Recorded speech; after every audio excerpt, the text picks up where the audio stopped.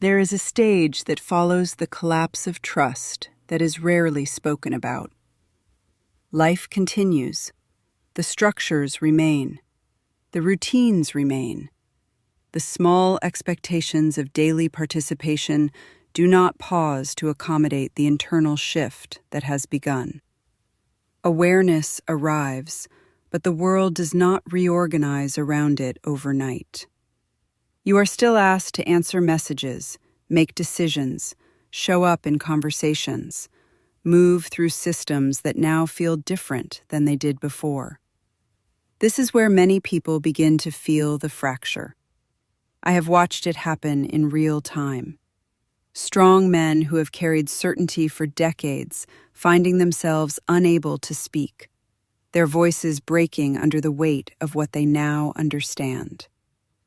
Not performative emotion, not dramatics. A nervous system trying to reconcile information that rearranges the story it relied on to feel stable. I have seen women move through anger that is not rage at its core, but grief without a place to land. Anger becomes the only language available when betrayal feels too large to hold quietly. The question that follows is almost always the same. How do I live now?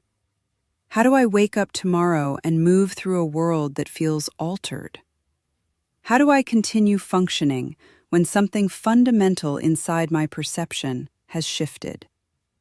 These questions rarely get spoken publicly.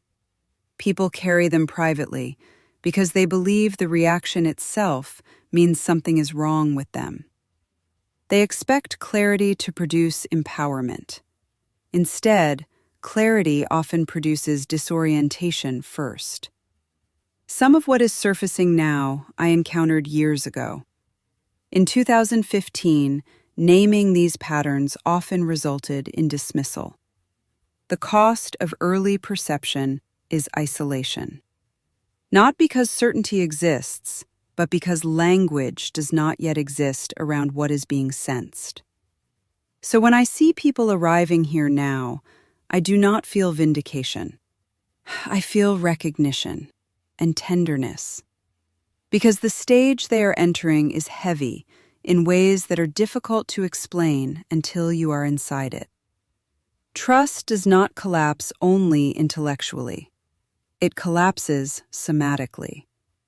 It changes how conversations feel, how information is received, how decisions are made, how safety is perceived. It introduces a quiet background processing that does not fully turn off.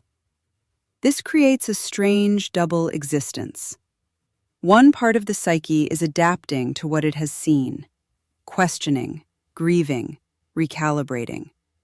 Another part must continue participating in ordinary life, paying bills, caring for family, maintaining relationships with people who may not share the same perception or who may not want to engage it at all. Awareness and participation occupying the same body.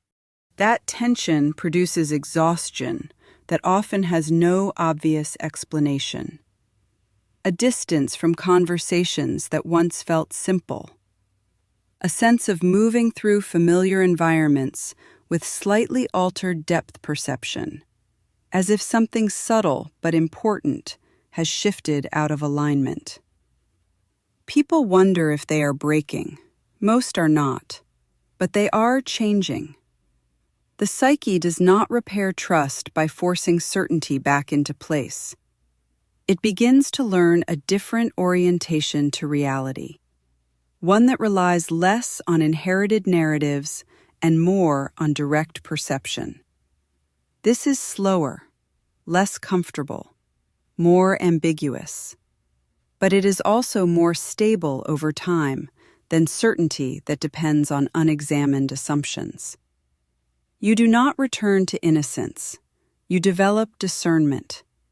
Discernment is quiet work. It looks like slower conclusions, more questions, a tolerance for not knowing that initially feels like vulnerability, but gradually becomes steadiness. It means learning how to live without constant resolution while still remaining engaged with life. Some of us have lived in this terrain longer, not ahead, just longer inside the same process. That duration allows something important to be said gently. The shock softens. Not because everything resolves, but because the nervous system cannot sustain acute rupture indefinitely. Function returns in small increments. Meaning reforms, though it often looks different than it did before. Certainty is replaced by orientation, a quieter sense of how to move even when answers remain incomplete. You do not go back to who you were, but you do not disappear either. Many people fear that awareness will consume their capacity to live normally, that the fracture is permanent. What tends to happen instead is integration.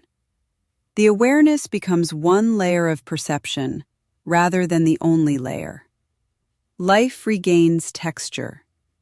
Ordinary moments return without requiring ignorance. This is not denial. It is adaptation. History moves through periods where large numbers of people encounter destabilizing information or shifts in collective understanding. The psychological stage that follows is rarely dramatic externally, but deeply significant internally. It is the period where individuals renegotiate their relationship to trust itself. That renegotiation is not failure. It is maturation. If you are in this stage, the most important movement is often the smallest one. Continuing to live without pretending nothing has changed. Brushing your teeth.